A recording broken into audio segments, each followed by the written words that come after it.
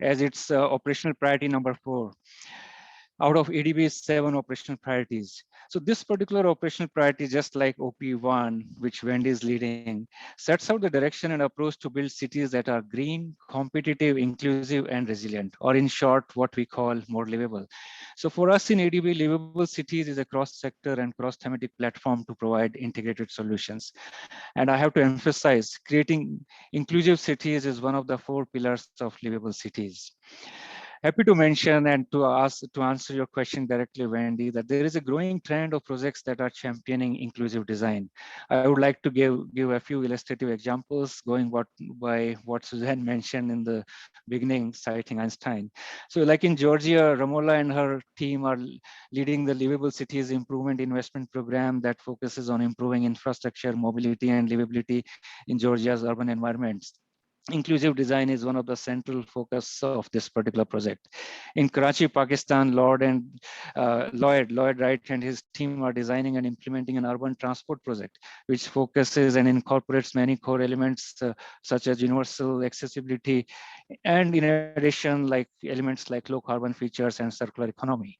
We also have several urban metro and regional rail projects in India and the Philippines that are incorporating inclusive design in all infrastructure and services. Some of these projects are like in Mumbai Metro, Bangalore, Chennai, and regional rail transit system between Delhi and Meerut. Coming from India, I have to say that it's a long way before we can see more inclusive cities in India, my home country.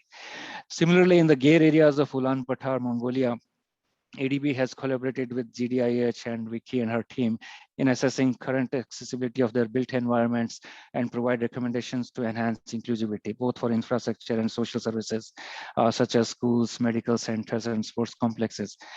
In China, there are several programs for spearheading the design for healthy and age-friendly cities, which goes beyond just inclusivity for disability. And as I mentioned, inclusivity is a really core pillar of our livable cities. Finally, I'm very happy to mention specifically one example of private sector operations department, PSOD, which gives commercial lending to private sector companies. And this is an affordable housing loan in Georgia, recently processed by our PSOD department. It includes universal design and accessibility components for the users with special needs, such as additional handles, elevators offering voice commands, and minimum rotating space in the elevator halls. It also includes inclusive cities guidelines, the first of its kind, gender responsive and accessibility standards. And this is really an amazing sight to see that the private sector companies are also coming forward to incorporate inclusive design in their commercial projects also. I have to confess that these are good examples, but we have to do much more. These are not enough. In addition to influencing our projects, we are also working with the cities and national governments on designing the right policies and standards. And would also like to mention that just preparing these documents on policies and standards is also not enough.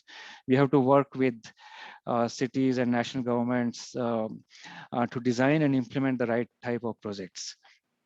So moving forward, I just want to emphasize that we are committed to incorporating more inclusive design elements in our projects.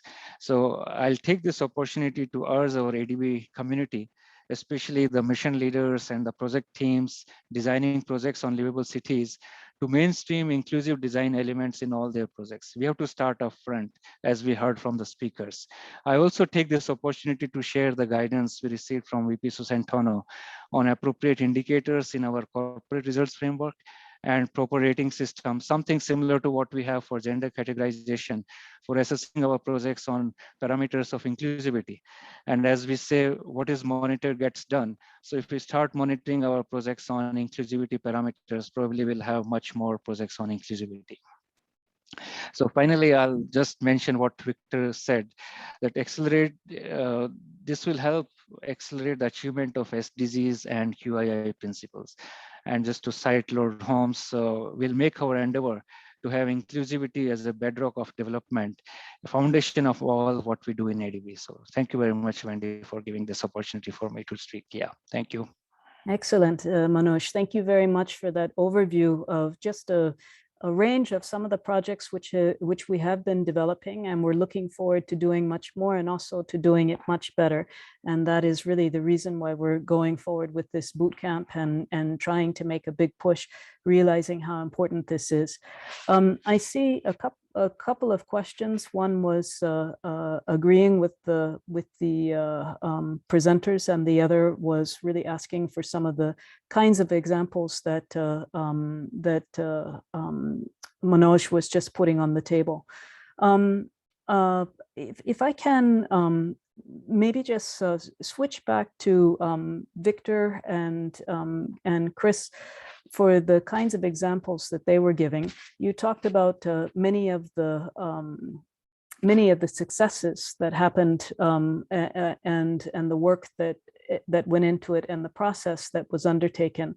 But I wonder if you can also talk a little bit about some of the key challenges that you see for effective implementation of inclusive design in infrastructure projects, and what you think are some of the key elements. Is it about the champions? Is it about the institutional capacity? Is it about the financing or the design ideas? What are the kinds of parts of the ingredients of the soup that we really need to be looking at as the key levers for change? Thank you. If I go first on that, I think you put your finger on the biggest challenge, and it always is the biggest challenge, and that is resistance to change. In essence, all that we're talking about here is the most fabulous, the most human unleashing change project in simple terms. So what do we require? You need the leadership, the culture, the vision, the mission, which can then be put into all of those plans, all those programs. All of that matters. But fundamentally, the only thing that matters is that one person sees the world other than what it currently is and can imagine that inclusive infrastructure, that inclusive city, that inclusive society, and then gather people around to lead on that, to have the culture for change, the culture for inclusion, and crucially to think resourcefulness as much as resource. Of course, resource matters. One would be foolish to pretend it doesn't. But if you think and have a start point of resourcefulness and can do, you'll get to a great place. Thank you. And Victor? I want to piggyback off Chris, because I think that the core finding, so I was part of, I was hired to develop the Dubai disability strategy based on the desire for Dubai to align their local master planning of the city to the UN Convention on the Rights of People with Disabilities. And what we identified was that it's not only a matter of having resources, it's not just about having money, but it's about having the administrative and coordinating capacity to work across different sectors and scales, to manage a complex set of indicators, and to have a cultural transformation within these different organizations, so that it's built into the way these teams process, develop, and tender and identify RFPs. It goes all the way to the way that you ensure that you have a procurement policy that would build an accessible website, or that you have a kind of stakeholder engagement plan that specifically identifies multiple communities where there are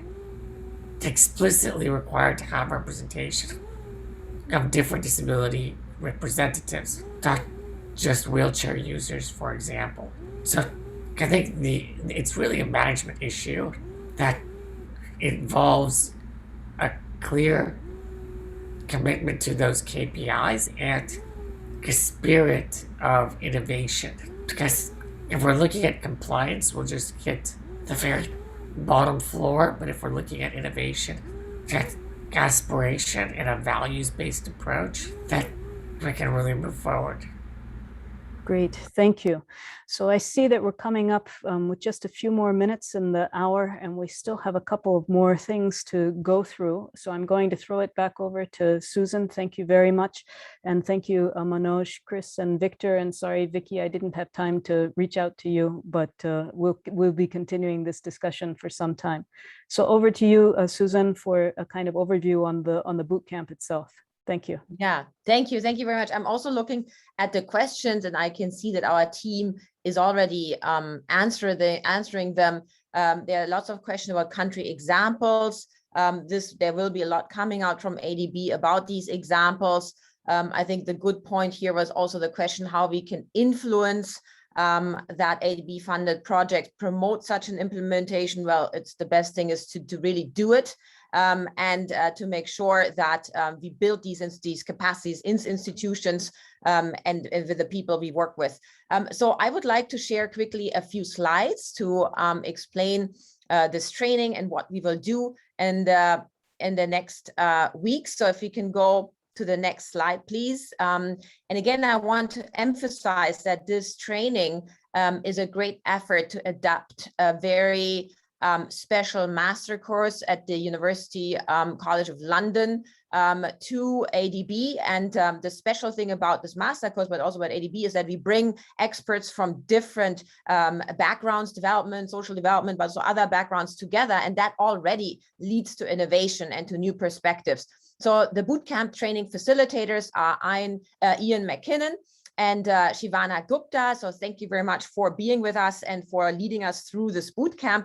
And if you can go to the next slide, please, and share a bit how this works. And for everyone who's watching here outside from ADB, this training will be made available through an e-learning course that we are designing for people for external audience. And of course, if you're interested to engage with us, please get in touch with us. And we can also see how we can work with you in your countries to implement, design, make these kind of trainings accessible. So the sessions start next week. It's about inclusive design at ADB, and we will provide examples. The second one is a lot about change management and how do we actually lead building this inclusive environment. We'll have a session on projects, how we prepare for them, and then about how we implement them and continue to scale and promote them. And I think one important part is really, it might sound very easy and simple what needs to be done, but then often it doesn't happen. So a lot of this work is about behavioral change. It's about engaging with people. It's about psychology, and all of these skills are so important as we drive development. So if you can go to the next slide, please, and just share with everybody, don't have to read the details of the names, the list of people who are joining to show you what a diverse group of people we are developing as champions in the bank, and this will become the Champions Network. And of course, each and every one here has a network outside the bank. So thank you very much for being champions here in the bank and advancing this. So with that, I would like to hand over to our Director General. One more point, exactly. Social media, please engage with us, follow us through these online communities that we also want to create. We want to have a conversation about inclusive design, about what works and what doesn't. And again, stimulate to think differently, to solve very wicked problems, as Vicky said it, together. So with that, I would like to invite our Director General from our Sustainable Development Climate Change Department, Bruno Carrasco, to provide us with his final thoughts and words. I think, Bruno, this is a great initiative under your leadership because you're bringing various groups and sectors and themes together to work on very complex development challenges. So we're looking forward to hearing from you, Bruno. All right. Very good afternoon to everyone. Thank you very much, Suzanne. I'd like to begin by thanking all of our wonderful distinguished speakers today for their insightful presentations and discussions. We have certainly heard about the importance of and impact that inclusive design can make in helping to create a better world, or a city, or a community, or a project, or a street, or a school, or a public space that is inclusive for all. We heard from Vicky and Lord Chris Holmes about the momentum that was built in London from integrating inclusive design into the Olympic Park. This is now spread across the UK and is leading action in other cities around the world. We have also heard from Victor that, I quote, building ramps are not enough. And we need to realize through inclusive design, the gains that are being made globally in cities through infrastructure, through smart, inclusive city initiatives, through active engagement across stakeholders, and through leadership of mayors and others.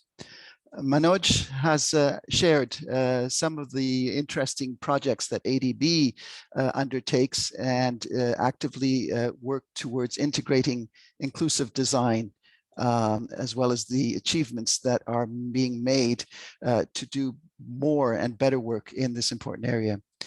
Change is already happening in our developing member countries across the Asia-Pacific region, and this is very exciting to see. In ADB, we have a chance to help further catalyze and demonstrate what is possible through our lending and our knowledge work. In India, the National Institute of Urban Affairs, in collaboration with the Ministry of Housing and Urban Affairs, with support from the UK government, is implementing the program Building Accessible, Safe and Inclusive Indian Cities. Through a focus on policy demonstration and practice, it is integrating accessibility, inclusivity, and safety within urban planning and design. Under the Clean India mission, the Department of Water and Sanitation has recently introduced the component of accessible toilets for persons with disabilities in rural India, a very important initiative. In Georgia, ADB has played an important role in supporting an inclusive process of regional and urban planning that has led to the translation of international standards for accessibility and universal design into applications on the ground with the objective of benefiting persons with disabilities, older persons, and young children. Through new initiatives like Vicky outlined in We the 15, global momentum is indeed spreading. And through the discussions which will happen next year for the Asia and the Pacific Regional Strategy on Disability Inclusion, which all DMCs will take part in, the so-called Incheon strategy, ensuring accessibility and inclusion in the built environment will be a very strong focus. Our long-term strategy, Strategy 2030, is well aligned with the objectives and timeline of the Sustainable Development Goals, as you heard also from our Vice President. A focus on inclusive design is also well aligned with our operational priorities, and particularly on Operational Priority 1, led by Wendy, with its focus on poverty and inequality, on OP2, led by Samantha, with a focus on gender equality, and on OP4, led by Manoj, with its focus on making cities more livable for all. It is also central to the roadmap we are developing on strengthening our approaches to disability inclusion. As we work in the coming years to support recovery from COVID-19 in the region, and to build back better, a focus on inclusion is going to be of even greater importance than ever. The kickoff event marks the beginning of the Inclusive Design Bootcamp, as Suzanne explained. We hope our colleagues taking the Bootcamp will emerge as champions for inclusive design, and they can serve to spread the word. Their creativity and ideas on how to take this agenda will be critical for our success. I welcome them to this endeavor and underline that this is one of the important actions we can take to ensure that, quote, no one is left behind, and that we truly move forward on the path of Strategy 2030 and its goal of developing a prosperous, inclusive, resilient, and sustainable Asia and the Pacific. Let me finally close by thanking again our excellent distinguished speakers and many of our ADB colleagues, including Wendy, Manoj, Suzanne, and many others who have made this event a success. Thank you very much. Thank you, Bruno. I think we can close this event by saying we need money to implement solutions, but we need people to solve problems. And again, thanks so much for all the people behind this event. You mentioned many, there are many more, including Chris Moon, Sarah Lee, and Lydia, and many here. With that, we wish everyone an excellent experience during this bootcamp. Please also share improvement opportunities and possibilities. This is an iterative process. We want to make this a continuous learning journey as part of improving how ADB creates, shares, and applies knowledge. Thank you very much.